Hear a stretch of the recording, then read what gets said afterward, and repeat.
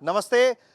Exit poll के परिणाम सामने आए हैं लोकसभा चुनाव को लेकर, जिसमें बीजेपी बहुत बड़ी जीत की तरफ, एनडीए गठबंधन बहुत बड़ी जीत की तरफ जाता हुआ दिखाई दे रहा है। यानी कि 400 पार का जो नारा मिला था वो इस एग्जिट पोल में दिखाई दे रहा है। चूंकि बीजेपी एनडीए की सरकार बीते 10 सालों से देश में है और ये तीसरा कार्यकाल हो सकता है अगर एग्जिट पोल के नतीजे 4 जून से के नतीजों से मेल खा जाएंगे तो।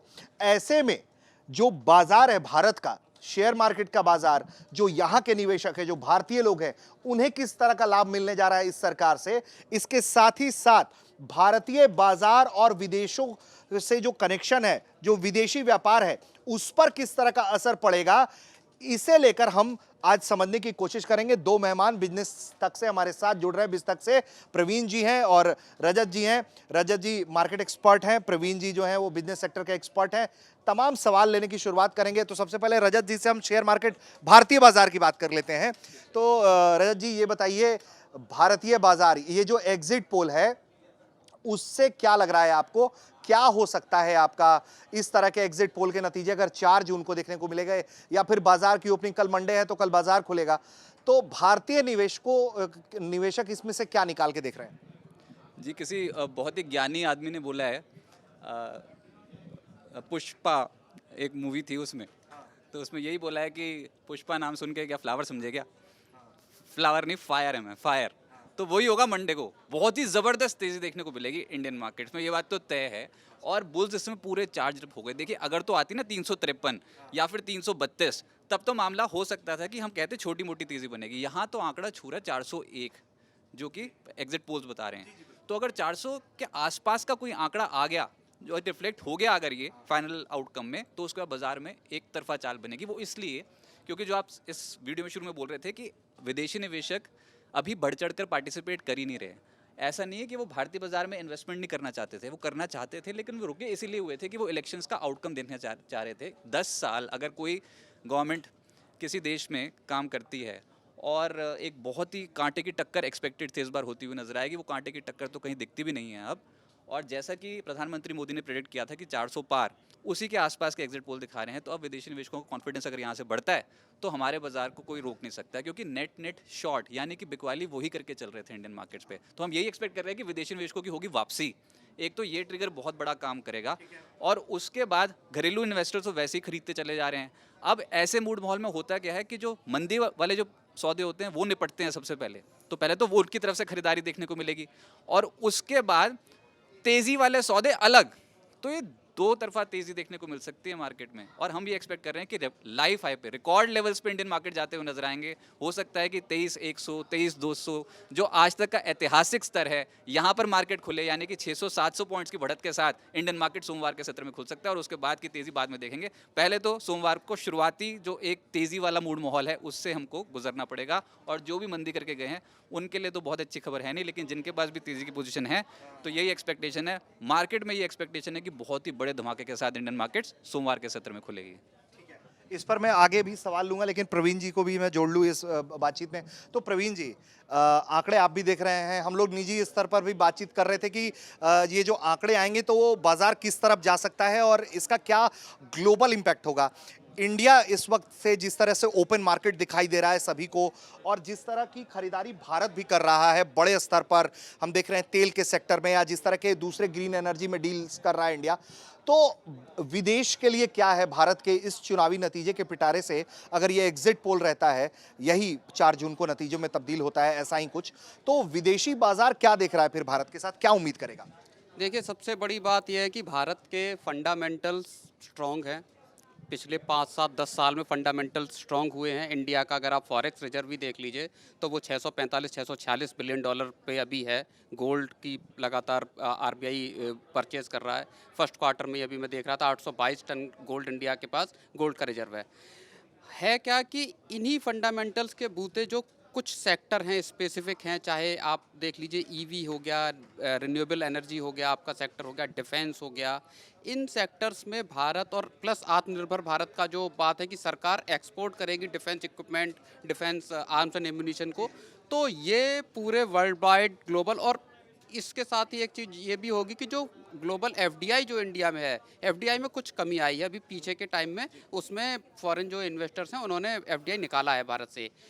मैं उम्मीद ये कर रहा हूँ कि अब जो सरकार आएगी वो बड़े लेवल पर रिफॉर्म करेगी, चाहे लेबर रिफॉर्म हो, चाहे एफडीआई से रिलेटेड रिफॉर्म हो, इंश्योरेंस सेक्टर में हो, दूसरे सेक्टर में, डिफेंस में हो। वो जब एफडीआई के रिफॉर्म अगर गवर्नमेंट लेके आती है तो उसके बाद एक लार्ज स्केल पे एफडीआई इंडिया में आना शुरू होगा, क्योंकि पॉलिसी स्टेबिलिटी है यहाँ पे, और जो सरकार की विल है काम करने की, रिफॉर्म लाने की, उसमें बड़ा सुधार या बड़ा कॉन्फिडेंस दिखाई देगा। वो कॉन्फिडेंस पर्कुलेट करेगा आपका ग्लोबल इन्वेस्टर्स में भी।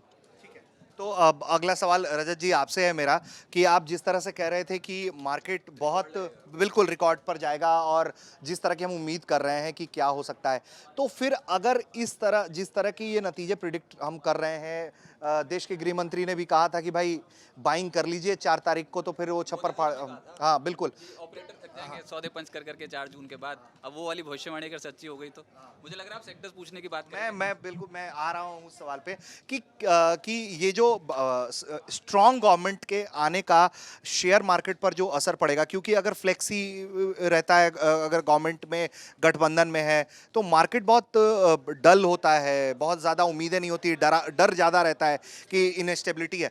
तो ऐसे में जो स्ट्रॉन्ग गवर्नमेंट के आने का किस सेक्टर को सबसे ज़्यादा फायदा होता हुआ भारतीय बाजारों में देख पा रहे हैं आप? देखिए, जो हम एक्सपेक्ट करके चल रहे हैं वो तो सरकारी ठप्पे वाली कंपनियां, सरकारी जो कंपनियां हैं, पीएसयू स्टॉक्स जिसे बोलते हैं, वो तो यहाँ पर चली ये समझिए। क्योंकि हमने देखा पिछले 2 सालों से ये जो एफआई ओन्ड कंपनियां हैं ना, जो विदेशी निवेशक ज़्यादा खरीदते हैं, जैसे कि एचडीएफसी बैंक, इन्फोसिस, टीसीएस, जो बड़े वाली कंपनी होती है निफ्टी की, इनकी परफॉर्मेंस नहीं है।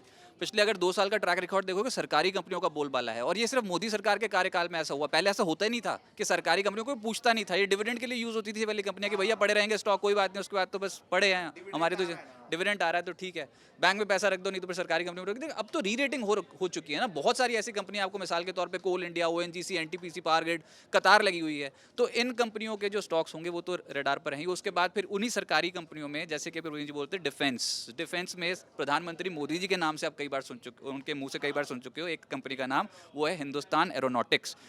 बिल्कुल मामला गड़बड़ था इस कंपनी का, पूरा रिवाइवल हो चुका है। देश के लिए तो छोड़िए, जो वो मैन्युफैक्चरिंग कर रहे हैं, अब तो एक्सपोर्ट बाहर की कंपनियों के लिए भी वो उनके ऑर्डर्स उन्होंने बुक करने शुरू कर दिए हैं। तो एचएएल का स्टॉक फोकस में रहेगा। उसके बाद फिर उनके मुंह से एक और नाम सुन चुके हैं, एलआईसी, ऐसी वाली कंपनियां। तो डिफेंस में इंश्योरेंस, एचएएल जैसा जो स्टॉक है ये डिफेंस में। उसके बाद फिर बीईएल, बीडीएल, तो कतार लगी हुई है। और आप ये देखो इस बार नतीजे किसके अच्छे आए हैं। अगर आप पहले नंबर पे पूछोगे ना, तो ये डिफेंस कंपनियों के, कोची शिपयार्ड जैसी कंपनी है, मैसडॉक जैसी कंपनियां, ये सब सरकारी कंपनी। हाँ, तो ये जो सरकारी कंपनी है ये अब फिर से रडार पर रह जाएंगे। कह सकते हैं कि एक तरफा चाल बन चुकी, बहुत महंगे हो गए, लेकिन भैया अभी वो जो लहर है ना, जो इमोशंस हैं, वही ड्राइव कर जाते हैं स्टॉक्स को। कई बार ऊपर मुनाफा वसूली हो गई, लेकिन पहले क्रीम तो खा लें। तो अभी डिफेंस कंपनियों की बारी है। फिर रेलवे, सरकार का खुद का मोटिव ये है कि भैया 14.5 किलोमीटर प्रतिदिन रेल लाइन बिछाएंगे, उन्होंने लिखा हुआ अपने संकल्प पत्र में। तो अगर ऐसा करते हैं तो फिर वो जो रेल वैगन्स वाली जो कंपनी होती है, जो डब्बे बनाती हैं कंपनियां, उसमें टीटागढ़ वैगन आप देखो खुद, अगर देख सकते हो। रेल वैगन्स बनने की बात इसी उसमें आई थी, बजट में आई थी।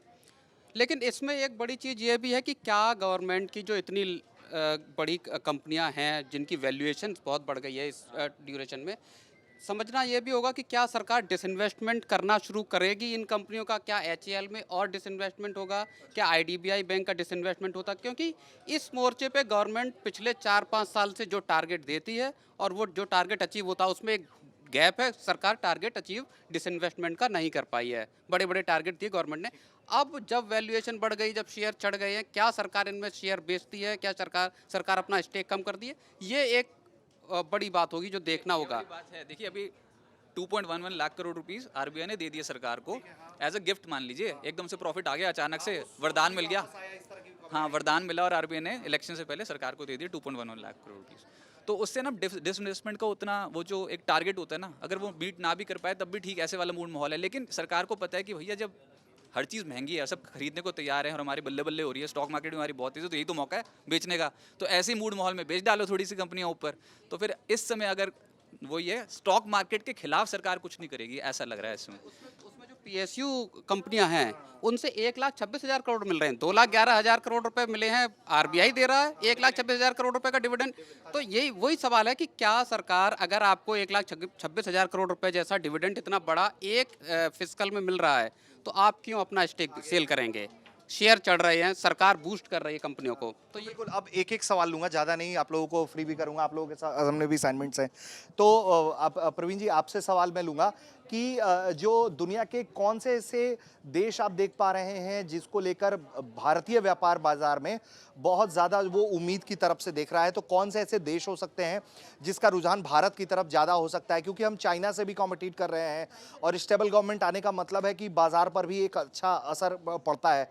तो एक तो कि कौन से ऐसे देश हैं जो भारत की तरफ, जो भारत को सप्लाई चेन के तौर पर यूज करना चाहते हैं, ग्लोबल सप्लाई चेन के रूप में, तो कौन से ऐसे देश आपको बहुत ज्यादा उम्मीदवान दिख रहे हैं?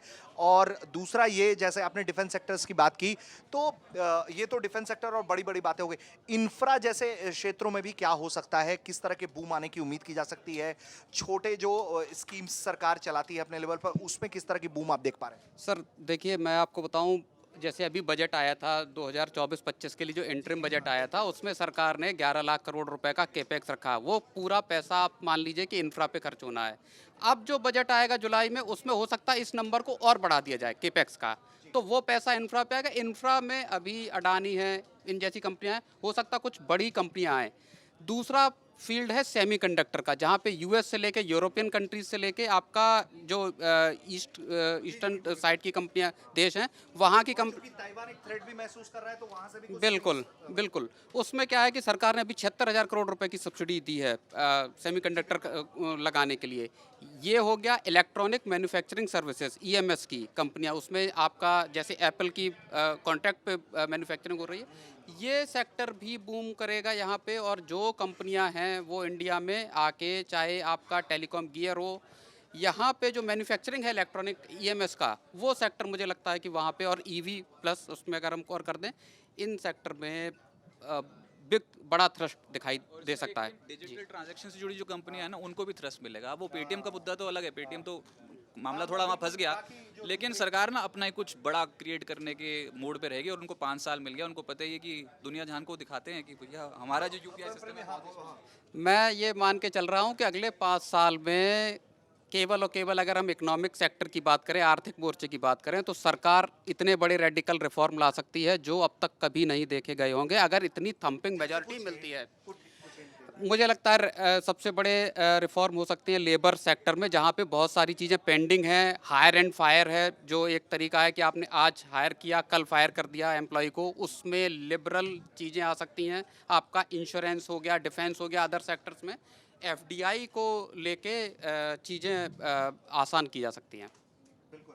तो और एक और इसमें छोटा सवाल कि जिस तरीके से रशिया हो गया, जिस तरीके से अमेरिका हो गया, इन लोगों को, इनके साथ हमारा कारोबार बहुत अच्छा रहा है। और भी दूसरे देश हैं जैसे सिंगापुर है, तो पुश रुपए पे हो सकता है। रुपी का जो ट्रेड है, रुपए को जो डी डॉलराइजेशन की एक जो बात चल रही है लगातार, चाइना उसमें बहुत आगे निकल गया है, हम भी कर रहे हैं। रूबल में अभी आरआईएल ने एक डील की है रशिया के साथ कि वो 3 मिलियन बैरल जो ऑयल है वो पर डे खरीदेंगे, और वो सारा पेमेंट रूबल में करेंगे। तो जो रुपी रूबल या रुपी और अदर करेंसीज के का जो ट्रेड है, वो अगले 5 साल में उसको नए लेवल पे पहुंचाने की गवर्नमेंट की कोशिश होगी, जिससे डॉलर पे डिपेंडेंसी कम हो। डॉलर को एज अ वेपन जो यूएस यूज़ कर रहा है वो, उसने रशियन असेट्स को जो डॉलर में थे उनको फ्रीज किया, तो वो उसको लेके पूरी दुनिया चिंतित है। तो वहाँ पे भी सरकार रुपये को आगे बढ़ाने की कोशिश लार्ज स्केल पे कर सकती है। बिल्कुल। और मतलब इस बात को मैं जोड़कर आपको आगे कह रहा हूं कि डी डॉलराइजेशन करने से फायदा ये भी होगा कि आप अगर अपनी डिपेंडेंसी रुपए या अपने लोकल करेंसी पर बढ़ा रहे हैं, तो कल को आप जब पीओके जैसे ऑपरेशन की तरफ भी देखते हैं, तो यूएस जो है वो बहुत ज्यादा निंदा के अलावा कुछ करने के लिए उसके पास कुछ बचेगा नहीं इस तरह की परिस्थिति में। खैर रजत जी, आपसे तो सवाल यह है कि शेयर मार्केट के आप एक्सपर्ट है, बहुत से लोग देख रहे होंगे, तो कुछ शेयर्स भी बता दीजिए कि किसकी तरफ लोग जाए देखने के लिए। सेक्टर मत बताइए, शेयर्स बताइए अगर आप बता सकते हैं तो। अदानी का कोई शेयर, अदानी ग्रुप को नहीं भूलना चाहिए। अभी वो मामला सुप्रीम कोर्ट में भी फंसा पड़ा है, लेकिन ना ये अभी वही बात है कि इस समय जो लहर चल पड़ेगी तो हम सबसे ज़्यादा ट्रैक करेंगे इस समय अदानी ग्रुप के स्टॉक्स को। और पिछले सत्र में ही देखो सबसे तेज चलने वाले स्टॉक्स कौन से थे? Adani power, Adani total gas, Adani enterprises. और पोर्ट सेक्टर की सबसे बड़ी कंपनी अदानी पोर्ट्स की अगर रिफॉर्म्स की बात होगी और अगर देश में एफडीआई वगैरह आना है तो फिर पोर्ट सेक्टर को तो निगलेक्ट कर ही नहीं सकते। सरकार का तो वैसी गति शक्ति जो स्कीम है वो बहुत ज़्यादा थ्रस्ट कर रहा है कि लॉजिस्टिक्स को सपोर्ट किया जाए, तो पोर्ट सेक्टर पे यही है। सेकंड बेस्ट प्लेयर है जेएसडब्ल्यू इंफ्रा, वो भी है। उसके बाद सरकारी कंपनियां बोलती हैं, सरकारी ठप्पे वाली जो कंपनियां हैं वो डिफेंस, रेलवेज, ये सब स्टॉक्स गर्म रहेंगे और वो बजट तक मुझे लग रहा है ये जो रैली इस बार बनेगी ना ये बजट तक या फिर उससे जस्ट पहले तक एक्सटेंड हो सकती है। एक धमाका तो हो जाएगा सुबह।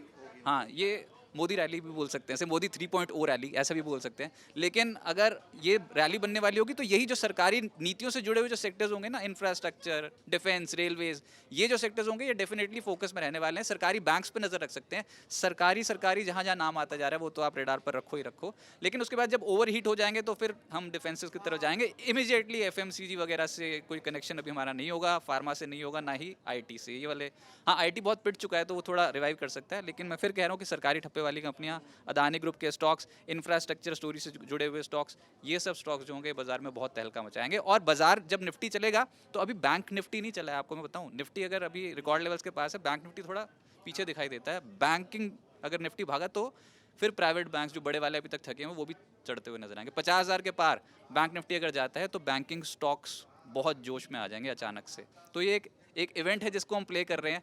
ओवर एक्साइटमेंट तो अपनी जगह ठीक है, लेकिन रैशनल डिसीजन लीजिए। जो आपके पास पोर्टफोलियो में स्टॉक्स हैं उनमें बने रहिए। सिस्टमैटिक इन्वेस्टमेंट करेंगे तो ये फेज पार हो जाएगा।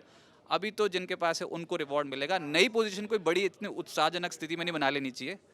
वो तो हमेशा हम कहते हैं कि गिरावट आए तभी खरीदिए, पर इस बार का मामला थोड़ा डाइसी था और ये उन्हीं को रिवॉर्ड मिलेगा जिन्होंने कन्विक्शन रखी होगी भारतीय स्टॉक मार्केट पे। तो उनको सोमवार के सत्र में रिवॉर्ड मिलेगा, बहुत ही तगड़ा। ओपनिंग में ही देखोगे आप। यानी कि एग्जिट पोल के जो आंकड़े आए हैं उससे कल में बूम देखने को मिलेगा और परसों तो जब नतीजे आएंगे तो वो बाजार कैसे खिलता है नतीजों के साथ ये हमें देखने को मिलेगा। तो प्रवीण जी और रजत जी, आप दोनों का बहुत बहुत शुक्रिया इस पूरी बातचीत के लिए। हम इस एग्जिट पोल के सहारे ये देखने की कोशिश कर रहे हैं कि अगर ये आंकड़े नतीजों में तब्दील होते हैं तो इकोनॉमिक सेक्टर में भारत जो है कितनी बड़ी उपलब्धि हासिल कर सकता है, किस तरह से वो अपना वजूद दुनिया में और बढ़ा सकता है, दबदबा किस तरह से दुनिया में कायम कर सकता है।